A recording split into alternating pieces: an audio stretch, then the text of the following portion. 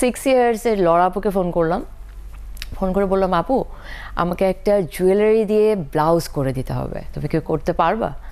তখন আপু কি বুঝতেছিল না, বিকজ ফোনে কনভারসেশন হচ্ছে। তো আমি বলছি তুমি এক কাজ করো, তুমি আমার বাসায় আসো, বাসায় আসলে আমি তোমাকে জিনিসটা বলি আমি কি চাই। পরে উনি আসছে, আসার পরে উনি তো কাজ করতে খুব পছন্দ করে এই ধরনের জিনিস। তো আসছে, আসার পরে কারণ আমি যখন কানজে গিয়েছিলাম তখন উনি আমার একটা নেক পিস পিছনের ব্যাক পিস করে দিয়েছিল রেড কার্পেটের জন্য। তো তখন উনি আসলো, আসার পরে আমি জিনিসটা ওনাকে বোঝাই বললাম, কেউ না বুঝতেছিল না। আমি একটু মিথিলার আগের যেখান থেকে মিথিলা পুরোপুরি ফুটে উঠতে শুরু করলেন, যেখান থেকে মানুষের মনে ভালোবাসার জায়গাটিতে মিথিলা, সেই জায়গাটিতে আসতে চাই। মিস ইউনিভার্সের যে জার্নিটা ছিল সেটা পুরোটাকেই আসলে মানুষ ভীষণভাবে they adore you, they cherish you, এত সুন্দর একটা জার্নি ছিল। এবং সেখানে আপনার একটা ফুলের লুকে ছিল, যেটা বারবার রুশা বলছেন যে একটা ফুলের মতো আছে মিথিলা এই সিনেমাতে। তো সেই লুকটা নিয়ে ভীষণ আগ্রহ তৈরি হয়েছিল বাংলাদেশের দর্শকদের মধ্যে। একটু জানতে চাই কেমন ছিল পুরো প্রিপারেশনটা? যেহেতু আমি একজন বিউটি কুইন, বাংলাদেশকে রিপ্রেজেন্ট করেছি অ্যাজ এ মিস বাংলাদেশ, তো সেই জায়গা থেকে আমার কাছে সবসময় মনে হতো যে যারা বাংলাদেশকে রিপ্রেজেন্ট করতে যায় ওই জায়গাটাতে মানে আমাদের অনেক ক্যাপাবিলিটি আছে, যে আমরা আমাদের অনেক জিনিসকে আসলে সুন্দর করে রিপ্রেজেন্ট করতে পারি ওয়ার্ল্ড ওয়াইড। কিন্তু আমি না কখনো কোনো বাংলাদেশকে যারা রিপ্রেজেন্ট করতো কখনো কারণ ন্যাশনাল কস্টিউম দেখে আমার না ওই স্যাটিসফ্যাকশন আসতো না। আমার কাছে মনে হতো না এটা হচ্ছে না, এটা তো আমরা আরো ভালো করতে পারি, আরো সুন্দর করা যেত।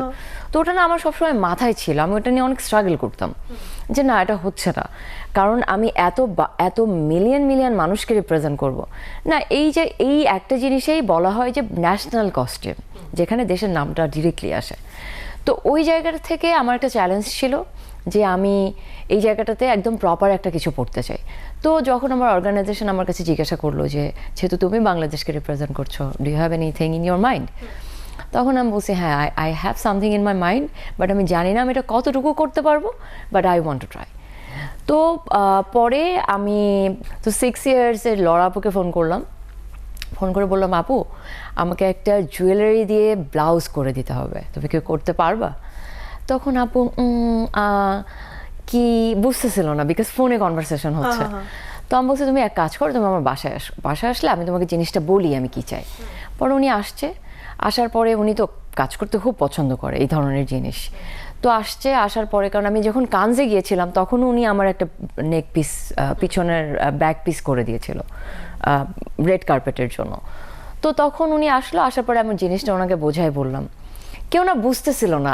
মানে লাইক রুশো যখন ডিরেক্টর, ও কিন্তু একটা জিনিস ভিশন করে, তো ওই জিনিসটা কিন্তু সামনের মানুষ বুঝবে না আনলেস ওর জিনিসটাকে পুরোপুরি ডেলিভার দিচ্ছে। তো উনি না বুঝতেছিল না যে আমি কি চিন্তা করতেছি, একটা জামদানি প্লেন একটা জামদানির সাথে এমন একটা গোল্ডের জুয়েলারি দিয়ে এমন একটা জিনিস। তো আমার বলছে তুমি আসো করো জিনিসটা। তুমি করে টোরে নিয়ে আসছে, বাট শি ওয়াজন্ট হ্যাপি। তো আমি কাজটা দেখলাম, কাজটা দেখার পরে আমার কনসেপ্টই ছিল লিলি, ডটার অফ পাদমা, যেটা আমাদের মানে নদীমাতৃক দেশ, ফ্লাওয়ার। তো পুরো জিনিসটাকে আমি এক করছি, গোল্ডেন বাংলাদেশ, তো পুরো জিনিসটাকে এক করছি, জামদানি আমাদের হেরিটেজ কালচার। তো পুরো জিনিসটাকে এক স্টোরি থাকতে হবে তো একটা, যেটা আমি কেন জামদানি একদম। তো পরে আসার পরে আমার জুয়েলারি দেখে ভালো লাগে নাই। পরে আমি বলছি যে আপু তুমি এক কাজ করো, এটাকে 3D করো, এটা প্রত্যেকটা জুয়েলারির উপরে তুমি সব লেয়ার বসাও। পরে ওটাকে 3D যখন করছে তখন ওটার লুকটা বের হয়েছে। বের করার পরে তারপরে যখন আমি ওখানে গিয়ে পড়ছি, আমি আসলে তখন আমি বলবো না, আমি ন্যাশনাল কস্টিউম পরে যখন ব্যাকে গেছি আমার চোখ দিয়ে পানি বের হয়ে গেছে যে ও মাই গড আমি ফাইনালি জিনিসটা করছি। আর যেহেতু আমার জিনিসটার প্রতি লাইক অনেক ভালোবাসা ছিল, অনেক কষ্ট করছি, সবাই নিশ্চয়ই খুব প্রশংসা করেছে। হ্যাঁ। তো পরে যখন জিনিসটা করছি তখন আমার কাছে মনে হয়েছে ও মাই গড ফাইনালি আমি করছি। Exactly, because it is something very মানে ভেরি ইমোশনাল। তো আমরা যেহেতু লুক নিয়ে কথা বলছি, আমরা একদম শেষ দিকে আছি, একটু আমি রকস্টারের লুকের জায়গায় আসতে চাই আপনার কাছে, এবং এটা দিয়ে শেষ করব আসলে আজকের আয়োজনটা। এক হচ্ছে রকস্টার, নামটা শুনলে একটা লুক আমাদের কল্পনায় তো আসেই, এবং এখানে যে বিভিন্ন ক্যারেক্টারগুলো, সেই ক্যারেক্টারগুলোর বিভিন্ন লেয়ার রয়েছে, বিভিন্ন ডাইমেনশন রয়েছে, সব মিলিয়ে আপনি রকস্টারেও লুক নিয়ে অনেকখানি কাজ করেছেন যতদূর বোঝা যায়। কেমন ছিল অভিজ্ঞতা? এটা আসলে একই সাথে এক্সাইটিং এবং চ্যালেঞ্জিং দুইটা একসাথেই ছিল। আমার ওনার ভাইয়ার যেই ড্রেডলক লুকটা ওটা নিয়ে অনেক এক্সপেরিমেন্ট করা লাগছে। I have worked more than 2 months in Photoshop and AI, এগুলি করে করে করে করে দেখা লাগছে। তারপর উই ফাইনালি যেটা করলাম ওটা তো সবাই দেখছে এই লুকে, টিজারে অ্যান্ড ফার্স্ট লুকে। এটা এক লাইনে যদি শেষ করি সেটা হচ্ছে আসলেই একই সাথে এটা এক্সাইটিং অ্যান্ড চ্যালেঞ্জিং ছিল, অ্যান্ড ইট ওয়াজ ফান। আমার মনে হয় দর্শকরাও একই সাথে এক্সাইটমেন্ট এবং ফান নিয়েই হল থেকে বেরোবে, এবং অনেক অনেক শুভকামনা থাকছে রকস্টারের জন্য। শুধু রকস্টার না, আপনাদের সামনের কাজগুলোর জন্যও শুভকামনা থাকছে। আশা করছি রকস্টার আপনাদের সামনের কাজগুলোকে আরও মসৃণ করে দেবে পথ চলাটাকে। অনেক ধন্যবাদ আজ ৭১কে সময় দেওয়ার জন্য।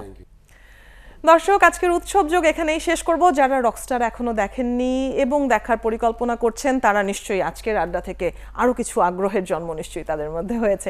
সামনের দিনগুলোতেও ৭১-এর সাথেই থাকবেন। বিশেষ আয়োজনে বিশেষ সব অতিথিরা থাকবেন কিন্তু এবারের ঈদ আয়োজনে। আজকের মতো চলে যাচ্ছি, ভালো থাকবেন সবাই।